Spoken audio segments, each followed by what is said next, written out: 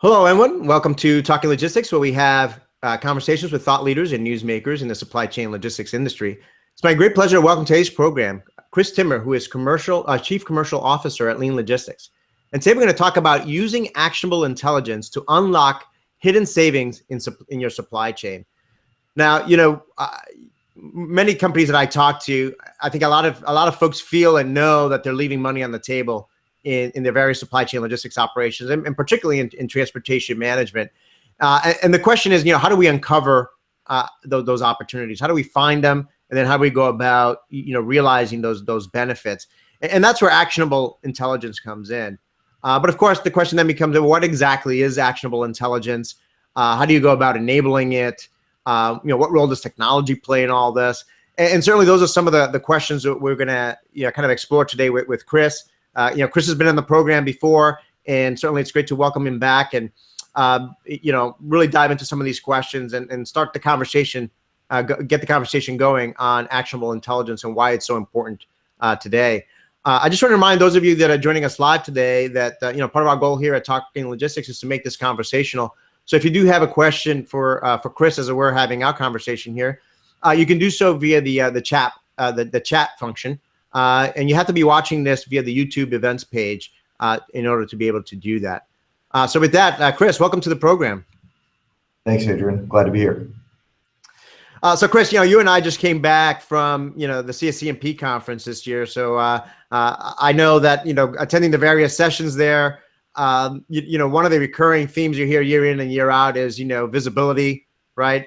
You hear about business intelligence, analytics, the need to make smarter decisions faster. These are all, themes that you hear over and over again in the various sessions, certainly that I attended, and I think in a lot of the conversations that I heard.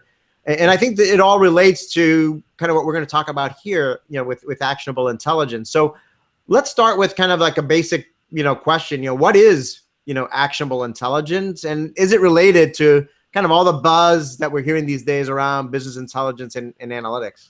Sure.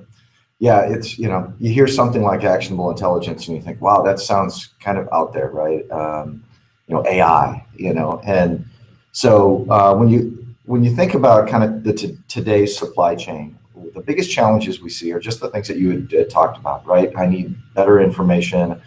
I need data. I need the ability to compete more effectively. All the challenges, the velocity by which the supply chains are managed today is very, very significant.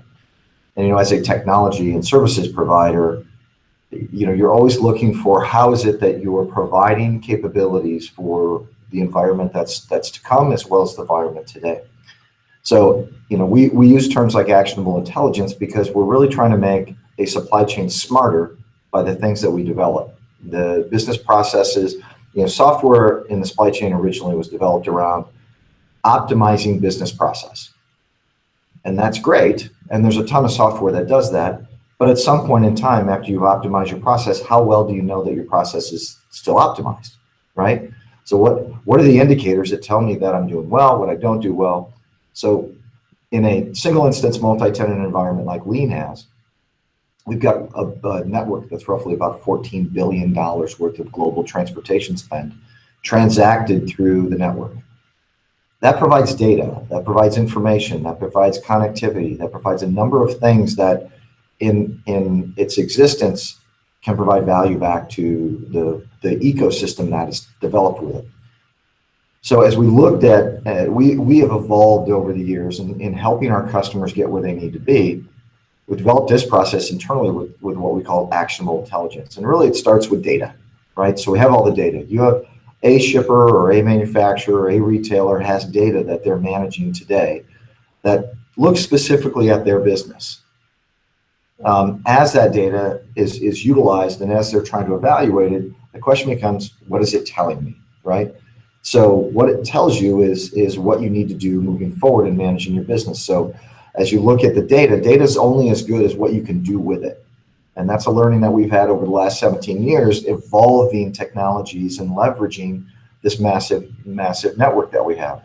And so as we've looked at the data and said, okay, we need to do something with this, developing out the capabilities, the BI capabilities, the analytics capabilities, is really kind of the next phase of that. So there's really a four-stage, we look at this as a four-stage cycle of actionable intelligence. It starts with the data. And the data is everything that you have, both not only just information, financial data, some metrics that you, standard metrics that you have, but it's related to the behaviors of your supply chain as well. How does it behave? How does it act on its own as its own ecosystem? And then you layer that against our ecosystem as well, and it provides a plethora of information for us to try to do something with. So now you have to have the analytics. You have to have the analytical capabilities, both internally as well as the technology to do it. So you have the data, you have the analytics. The third phase of the actionable intelligence cycle is then design. So it really goes back to, I've got data, I can analyze it, I got to do something with it. It's got to tell me something about what's happening in my supply chain.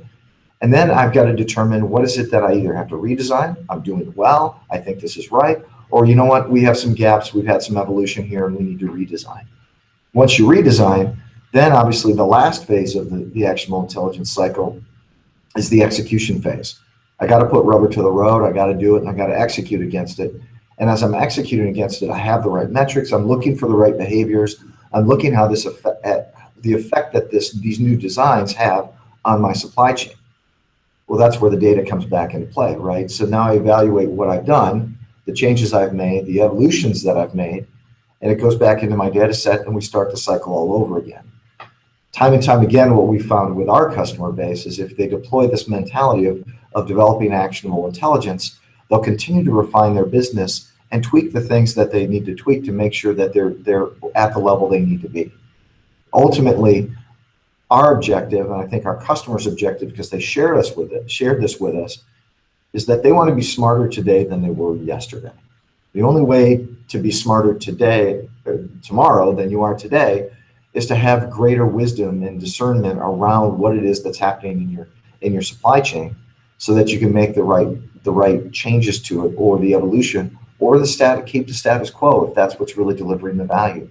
Ultimately, the customers are looking for the ultimate cost service balance to really run an efficient operation. And in doing that, actionable intelligence drives a significant amount of value for them as a business process to deploy. A lot of interesting, points there, Chris. Food for thought. I mean, one of the things that kind of struck me as you were talking there was, a lot of times I think a lot of companies, when they think about something like actionable intelligence, that term, or even business intelligence, they immediately gravitate toward technology, right? Okay, we need a tool, we need a dashboard, we need a tool, some way to kind of look at the data. I think what you're suggesting here is obviously that, you got to think of it, technology is important, and I want to explore the role of technology a little bit later in our conversation, but you really got to put it in the context of an ongoing business process, right? So it's not just something that is just you put in a piece of software and you're done type of thing. So I think this concept of a process, I think, is important, that it's really something that's continuous and something that's ongoing and needs to be ongoing, and it's got to has a feedback loop and mechanism to it. So kind of defining what that process looks like, I think, is important. And I think the other thing I think that's important, that's part of this, and I think you kind of touched upon a little bit, was you need to put collecting data is there's this challenges associated with it to begin with, but data by itself is kind of limited in value. You really have to put it in the proper context, right? I mean, so I would view that as part of what's required to kind of put actionable intelligence in to get the full effect out of actionable intelligence, correct? Exactly. When you think about just say transportation data, right? Transportation data, that's effective only for the transportation group. But the reality is transportation behaviors, transportation capabilities, the things that happen through the course of managing transport affects upstream and downstream quite a bit. So what is the grand context of how this performance is affecting my supply chain? And based on that, am I asking the right questions about what I should be doing, as opposed to defining metrics about what I was doing? Yeah, no, I think I like that, because I think, I think part of this process really is asking those questions, right? And it's not only about asking questions related to okay, what's going wrong, right? Or how can we, why are things trending in the wrong direction? And those are important questions to ask and part of the process here. But it's also putting the data and information in the context of, where do we want to go, right? And what's the road ahead look like, and kind of understanding how the data that's coming in can help inform, your future strategy. So let's talk about, this sounds great, right? So the obvious question is, well, why haven't companies been doing this, all along, right? So I think there's obviously been some hurdles in the past to truly enabling, actionable intelligence. So I mean, what have been some of the, if you will, historical hurdles to enabling this, and which ones have been overcome and which ones still exist, and how do you get over them? Sure. That's a really good question, because if you look at kind of somebody's overall supply chain and how do I manage it? Take again transportation as an example of that. Transportation by its nature is an execution arm of the supply chain, right? So the nature of individuals in transportation can largely be executional in nature. So one of the hurdles is can I think more strategically about how the grand context pulls together? So there's, I'd say the first one is kind of the mentality, right? The mentality of, well, we do what we do, and we have the lowest cost. Customers will come and they'll say, well, we have the best rates in the industry. Well, that tells me nothing about your supply chain, and that tells me nothing about your supply chain performance. What it tells me is you know how to negotiate. And negotiation isn't managing a supply chain, and it's in the context of how I'm balancing both my carrier and my cost and my service levels and what's working in that. Understanding all of those capabilities is really how you truly manage that. So one is the desire and the capabilities of doing it. The other is time. Especially in today's environment, things happen so quickly, and there's such a fungibility to the whole process within supply chain that it makes it difficult to stop and really, unless you have a process in place, stop and take a look at things and put them in the right context in the measurement of success as an organization. Again, every single supply chain is looking at it, or I say transportation group looks at things from a cost and service perspective, this happy balance between the two. If I'm just managing that, though, I'm not looking at the grand scheme of what's happening across my supply chain. The other is knowing what I'm trying to ask. So I think a hurdle is that I've asked all these questions and I know what I need to manage, as opposed to what is out there that I'm not asking myself that I need to truly understand how I get better at what I do. I think it's a continuous improvement mentality that they have. And then the final is I don't have a platform, or I don't have technology to be able to obtain the data that I can then do something with it, or the resources to even evaluate it. And I think that's an element here that's a key driver within supply chain. I've been in this industry since 1991, and the level of skill set and the level of capabilities that are necessary for today's supply chain professional is vastly different than it was when we started in 1991. And so the mentality of it is very different, and having those resources to effectively do it can be a hurdle at times as well. Yeah, no, great point. And both you and I back in 1991 had full head of hair and nice brown hair, and now look at us. As a result of everything that continues to happen in the industry.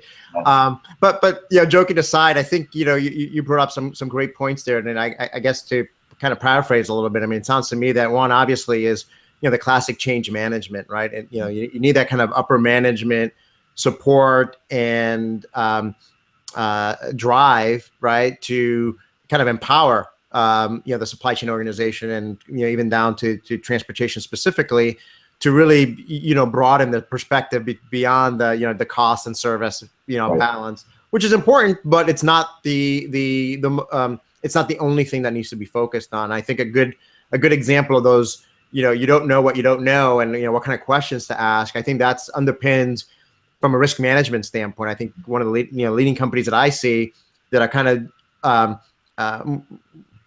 pointing the way forward with actionable intelligence are putting a risk management lens to their supply chain and transportation operations, right? And I think that's an example of actionable intelligence in actions, because you don't know, you got to ask those questions. What if another Hanjin happens and our cargo is stuck at sea for 30 days, 60 days? What other ways are we going to route? What's that going to do to our costs? Are there other ways we can flow our product? So it's being able to ask those questions, look at those potential scenarios, and do some upfront, analysis. I think that's, in my mind, I think that's that's an example there. So let's kind of get into some examples. I mean, you have the opportunity to work with, a lot of companies, both, via your managed services as well as your technology companies. I mean, can you share with us some examples of, how companies are putting actionable intelligence into action, and what kind of, benefits are they achieving? Yeah. It's really interesting, and actually it's fun because the more and more we work with our customers, and the more we're providing them access to some additional data and some, we have a $14 billion ecosystem, right, that flows all this product and volume through, and all that data that's there then becomes the capabilities of our clients to leverage in looking at their own businesses, right? How am I benchmarking against what I have? Across the board, our clients are utilizing the actionable intelligence to benchmark themselves against the network. How well do I perform related to behaviors of management of individual, like how many loads can a load coordinator manage? How do I benchmark myself against it? What's my benchmark rate against our lean index, right? How do I benchmark? So there's a whole component around intelligence around benchmarking, whether that be behaviors, whether that be, rate, whether that be, how's my flow of goods happening more effectively? And case by case, our clients come back to us and say, hey, can you help us figure this out? Because I think, am I not asking the right question? And if I could have $1 for every time an executive has asked me, am I not asking the right question? Which is fantastic, because what's happening then, there's a transformation in the industry, right? Everybody's looking for that next question. So, we have customers that, focused on, there's one customer that focused on really looking at accessorials and saying, I know I pay accessorials and I've had this strategy around accessorials, but how is it that the behavior of my supply chain is affecting my accessorial rates? It's not what did I negotiate for accessorial rates? It's what is the behavior of my supply chain? And then how does that, in context with other supply chains like me, how do I perform at that level? And they were able to look at the benchmarks as well as look at kind of the behavior of certain groups within their supply chain. And they drove about 4% out of their accessorials. And accessorials are really tough because you have to budget accessorials, but it's an accessorial, right? It's a variable cost, as opposed to here's my freight rates and here's what I've done in the past. It's a little bit more variable. It's harder to put tangibility around how to manage that. And it sounds like a pretty simple example, but the reality is this is intelligence, right? This is intelligence that you're driving into your supply chain. So that's one example. And this is the same customer I'll talk about. There's another customer, same thing they did. They looked at order sizes and load configurations associated with getting the capacity that they needed, and the behaviors associated with actual orders coming in that were supposed to fit the requirements necessary to get there, right? So my loads are less optimized and my capacity is less utilized than it has been in the past. What's going on? Is it the load coordinator managing it ineffectively, or is it there's order processes on the back end I need visibility into that are telling me that something's wrong? So they went through an analysis on that. They looked again at what's happening in their marketplace, built that around a business intelligence. The technology helped them to develop the metrics around it, and they found out there was in some non-compliance. That drove another 5% out of their transportation costs. And then the same customer looked at DC configurations. What goods do I flow one way versus what goods do I flow another way? Where do I source this, and where should I source this? And what are the transportation impact that it has on that, and what should I be doing? And so they redefined kind of the flow of that, the actions around taking orders and directing orders to a certain DC or facility. And it drove another 3.5% out of their supply chain. And these are incremental steps in the process, right? So the interesting thing is, customers will come to us and they'll say, yeah, I think we can save money utilizing a TMS or utilizing your MTS services. And we think it's going to be 8 to 10% in year one. And then year two, we think it's 3%. And then we think there's no more savings. And that's really where actionable intelligence comes into play, because the reality is, I'll use Rich Products as an example. That's one of our MTS customers. We started with them in 2005. It's not 2017. Every single year, we have come back to the table and saved them money through the course of working with them through a process of actionable intelligence, identifying opportunities based on the fluctuations of the marketplace, based on changes in their network, based on changes in the landscape of transportation or their supply chain. It changes so often that you have to identify and recalibrate to be able to continue to drive costs down and service up. We're looking at 12 years of continued savings year over year over year. That doesn't happen if you're just looking at rate negotiation. That doesn't happen if you're just looking at the low-hanging fruit. So this whole process of actionable intelligence really drives when people embrace it and understand what they need to do, be a part of an ecosystem, utilize technology to do it, work collectively and collaboratively with their carriers and their vendors and their suppliers so that they can get information and then do something with that, hire the right people. They can really drive some significant value. Yeah, those are all great examples there. And I think you touched upon a few things that I see in the industry as well. I mean, the question, it's always whether you're implementing a TMS or you're working with a 3PL. The challenge has always been, well, what happens in year two? What happens in year three? Right? Because everybody knows that the moment you implement the TMS, to address whether whether you've been doing stuff manually or you haven't used optimization, that, you're going to unlock those, immediate benefits relatively quickly. Right. Same thing with, when you outsource to a third-party logistics provider. And then the question becomes, after that honeymoon period is over, if you will, once you kind of grab all that low-hanging fruit, what happens in year two, what happens in year three? And I think, the example you gave in terms of, what's happening in year 12, right?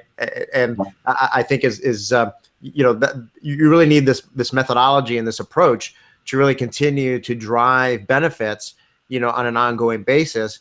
And I think part of the reality is that, as we all know, is that part of the reason you need to do that, and part of the reason there's always savings to be had if you're looking for it, is that our networks are constantly changing, right? Our transportation networks are changing, our sourcing networks are changing, regulations are changing. I mean, there's always a myriad of things that are tossing new realities in front of us. And, through this process, there's always going to be opportunities if you're asking the right questions and looking out for it.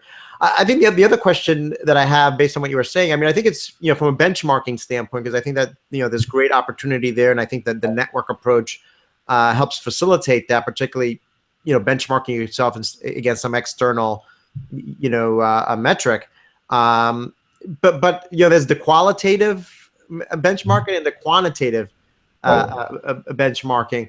How do companies go about more on the qualitative piece, right? To understand, because if you're only doing the quantitative, you're only getting so much information that might be helpful, but sometimes it's that qualitative piece that really provides the full picture of where the opportunities are. How does that work? I mean, how do you see companies trying to access or gain insights from a qualitative standpoint?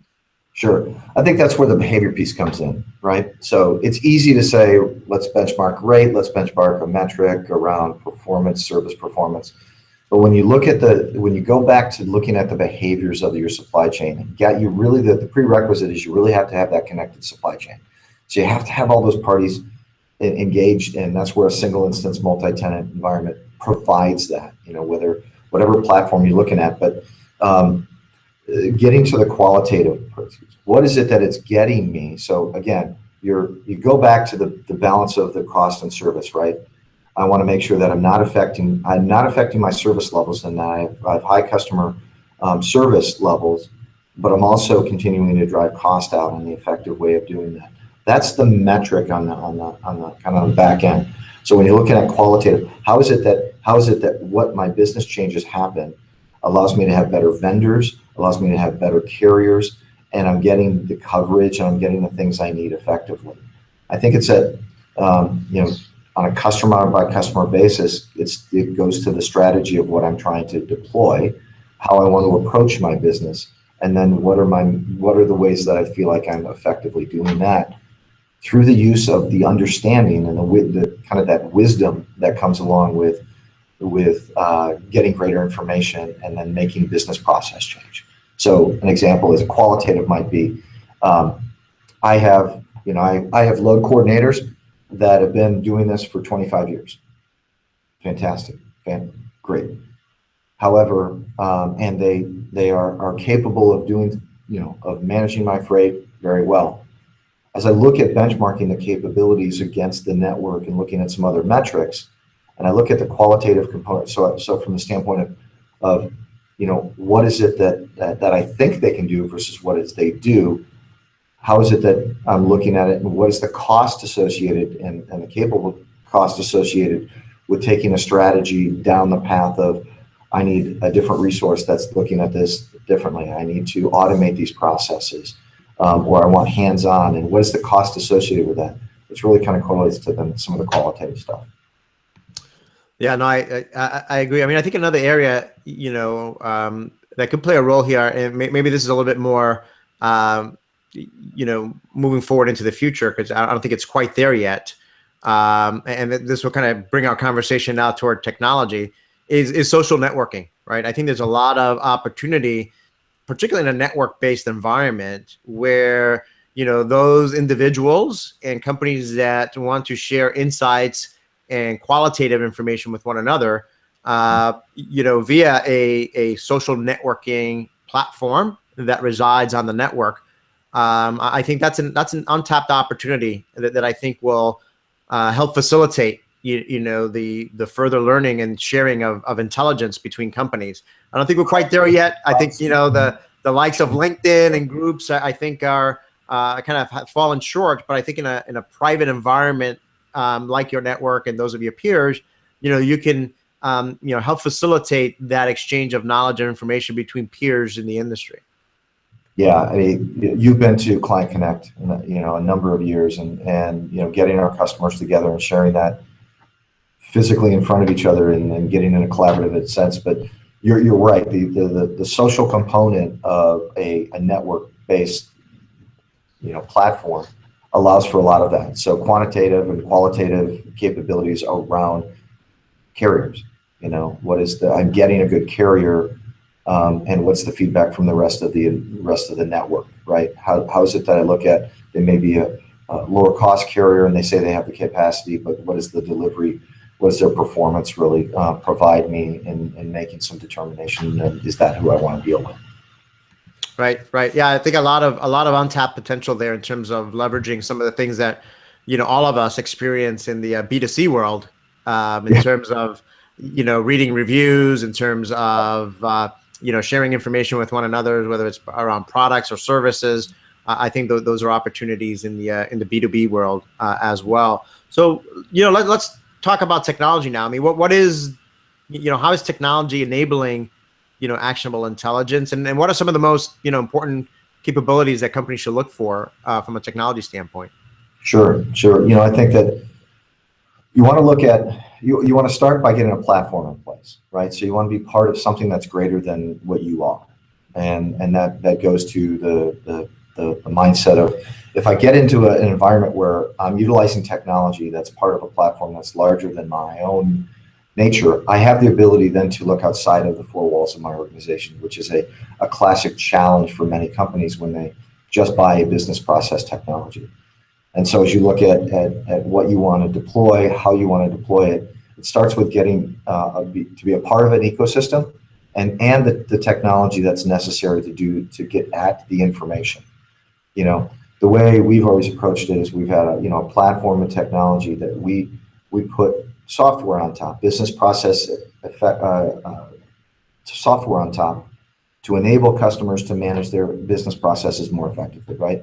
But software has always been about efficiency and optimization. And really what software now is evolving to is data and intelligence. And so you need to have a platform that can actually get you to that data and intelligence level by executing all that you do on a daily basis, right? Combining all the parts and being enabled by an ecosystem. It's interesting. I mean, for many years, I've always seen parallels between what's happening in the software and technology industry and what's happening in the 3PL industry, right? And over the years, there's been a lot of merging between those two industries. I mean, that's been one trend. But what you just said right now, I think is happening in the 3PL industry right now. You kind of talked about software, always being about process efficiency and optimization. And now kind of what the leading value proposition is about, the information, the intelligence that it provides you to help you make smarter decisions faster, right? And I think and I've written about this past, over the past couple of years, the same thing has happened on the 3PL front, right? It used to be about, hey, Mr. 3PL, help us, move our loads and help us store our product. And really the value proposition is starting to flip there as well, where it's now also about the 3PL providing the data, the intelligence, the information to help them, to help their customers make, smarter decisions faster. So I think across the board, it seems like this value proposition around actionable intelligence is kind of spanning across both the software side as well as the logistics service provider front. Of course, a lot of the data that underpins actionable intelligence resides, in many different trading partners, as we talked about, right? You've got 3PLs, you've got carriers, you've got suppliers, you've got customers and other trading partners. I mean, the challenge historically has been, integrating or, being able to get that information from all these, the diverse set of parties in a timely and reliable manner.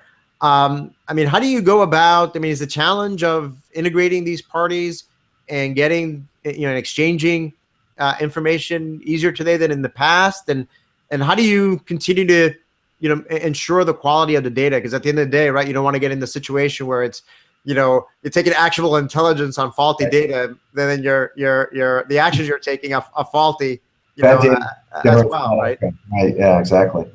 Yeah, that's really a fascinating and an exciting aspect of being a platform ourselves, right? So fortunately, we've been doing it in this type of business model for the last 17 years, and most organizations are now trying to morph into that, and it creates a difficulty in it. The beauty is that it is easily connected. It's a connected network, and so if you look at the technologies that are available today and the business processes that are available today, we're finding more and more connectivity that can be replicated. So there's vendors out there that are integrating, with the telematics systems and then aggregating that data and then integrating back into our platform. So we're getting greater data directly from the source point at its most accurate level as much as we possibly can, which, 5-10 years ago, that was a pipe dream, right? SaaS, single instance multi-tenant, 15 years ago was a pipe dream that we had to wave a flag for. The reality is this is the way information is continuing to flow.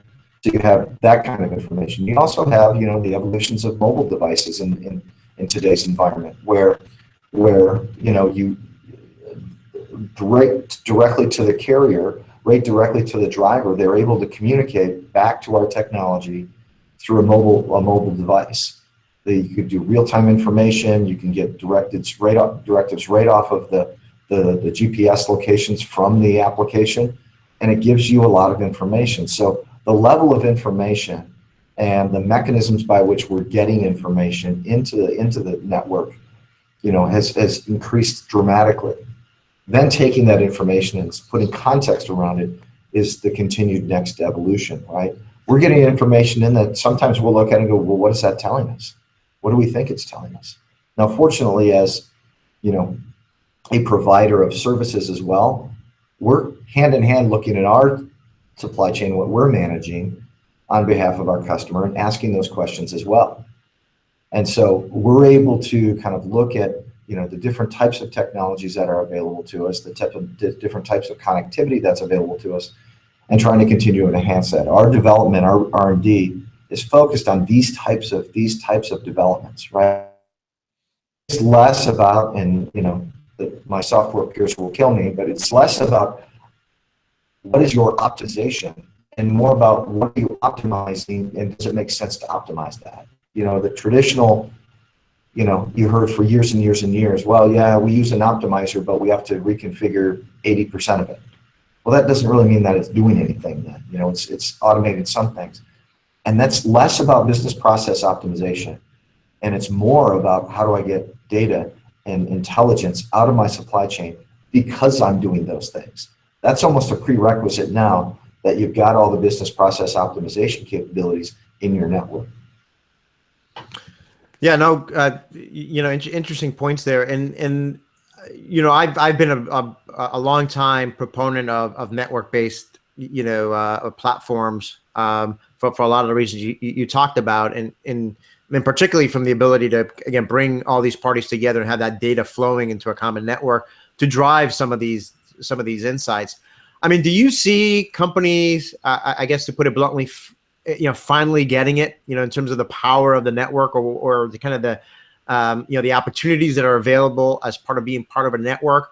Or are some companies still coming to it and saying, you know what, we just need a TMS and we don't want it behind our four walls. We're just looking for the quicker, the kind of the value proposition of SaaS, right? That a lot of folks have talked about, which is, faster deployment, more recurring payments as opposed to big license deal, which are important, value propositions, but it doesn't really speak to, joining the network and really moving in that direction because of the actionable intelligence capabilities and the network effect and so on and so forth. Companies still driven to it mainly because it's a faster deployment and lower cost, and not really seeing the power, or are companies finally beginning to see the potential of what being part of a network can provide? Yeah, I think you're from a marketplace perspective, I think people are starting to get the actionable intelligence piece. When we sit down with them, when we walk them through why is it that we do this, SaaS isn't, it's frustrating being a SaaS company for 17 years and people looking at SaaS as a financing model, right? It's not. SaaS, single instance multi-tenant, is a business enabler through its existence, right? So, there are companies that are looking for transportation solutions. And when they come in, the mindset might be that I like SaaS because of the deployment mechanism, right? The financing model behind it, the easy integration, that type of thing. But when it comes down to it, the value that they truly see is being a part of the ecosystem that then they can leverage beyond, so to speak, the four walls of their organization. And we see more and more that are coming to us because they're looking at our model, and they're looking at the model and saying, I need something more than just what I have to manage, and I need some assistance in doing that. And so that's where I think you see that the evolutional thinking of the marketplace is continuing to grow. I would say, though, that we're at the front end of that as opposed to the tail end of that. For years we talked about why SaaS, and now no one's talking about why SaaS. Everybody wants to be SaaS. Okay, now it's why is it actionable intelligence, and where's that value, and how does my ecosystem fit in the overall ecosystem? One element that I always tell our customers, because sometimes they don't, they just might not have that mindset or the view of that from our perspective, right? Is that this transportation specifically is a massive dysfunctional process of moving freight within the globe. A lot of providers, nobody has biggest market share. It's very disparate as it relates to getting solution sets around and providers. And so everybody feels like transportation is from their mind's eye. And when we find that customers can look at it and say, okay, I'm part of a grander transportation ecosystem, and say I'm part of a lean logistics ecosystem that's 14 billion in spend. What's my participation in that ecosystem, and then how do I function well in that to allow me to ultimately function well and drive lower cost and better service? when you look at it from the perspective of that ecosystem serves me as opposed to what's my participation in it, dramatically different. And that's a bit of a mindset evolutional change that is happening, but it's not probably happening as quickly as I would think it would.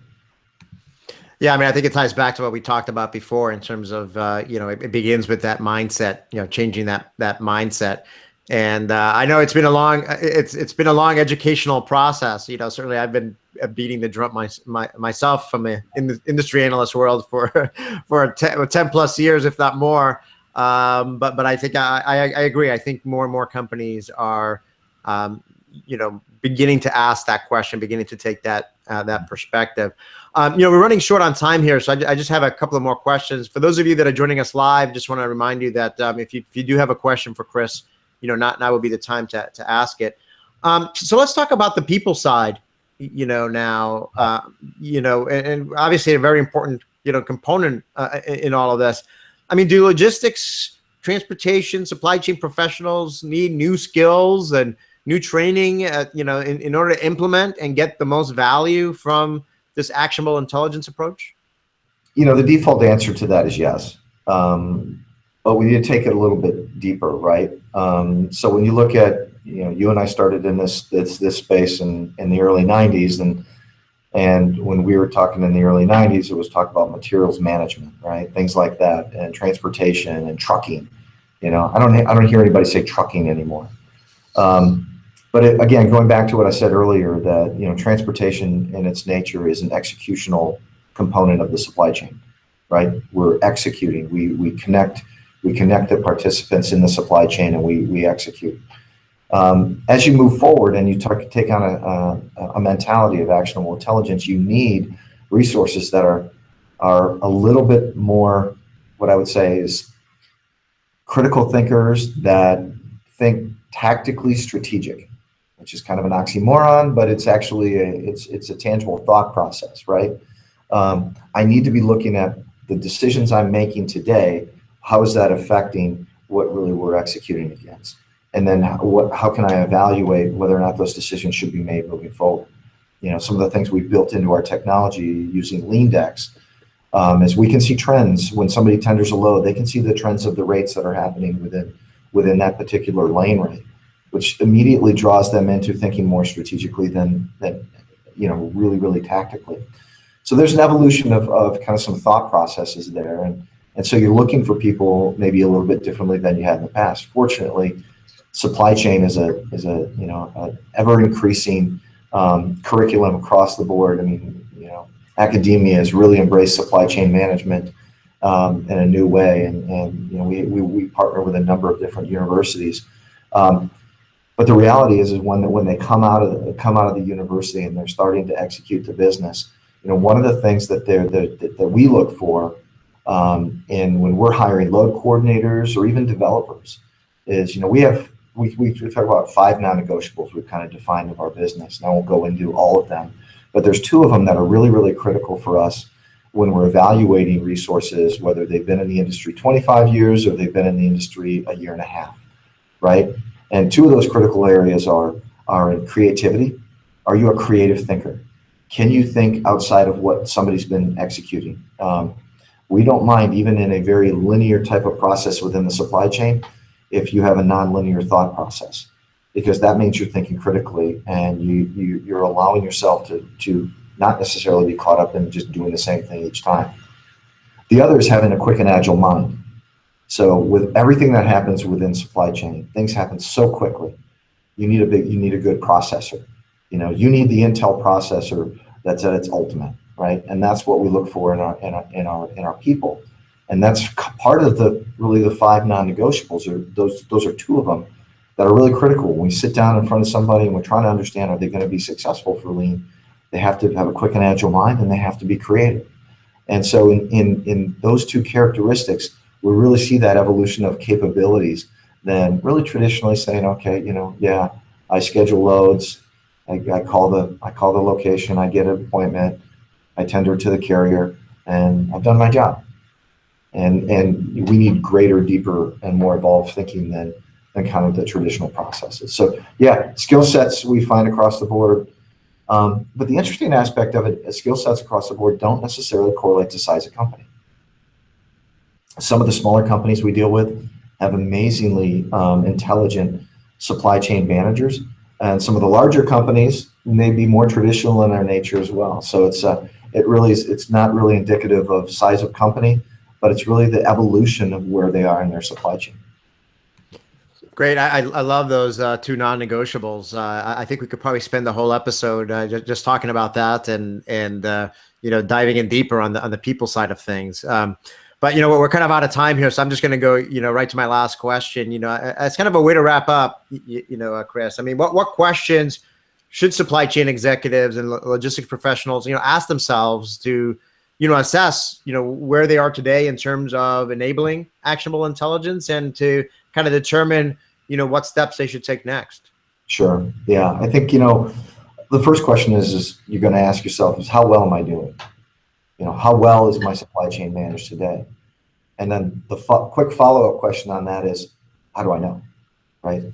I can say, yeah, I'm doing well. I've negotiated really great rates. All my vendors are, they're really controlled. They do a good job for me, but how do I know? How do I really know I'm doing well? So those are kind of the two core questions. I think, the next question is based on that, how can I get smarter about my supply chain? What are the questions that I am not asking that I think I should be asking?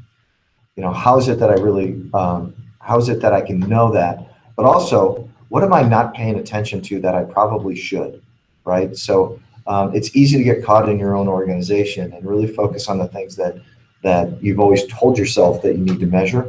But what questions am I asking that I shouldn't? Second is, do I have the right resources?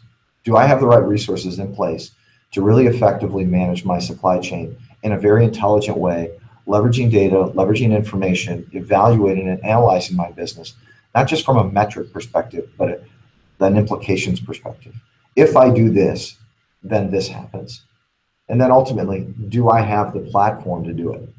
Do I have a platform of technology and capabilities that give me access to the things I need to evolve my supply chain in a very effective way? I may be managing cost really well, and my service levels are good. But ultimately, if I don't know, and I can't justify that to myself, how do I truly know my supply chain's doing well? Because I'll tell you, it's going to get more complex.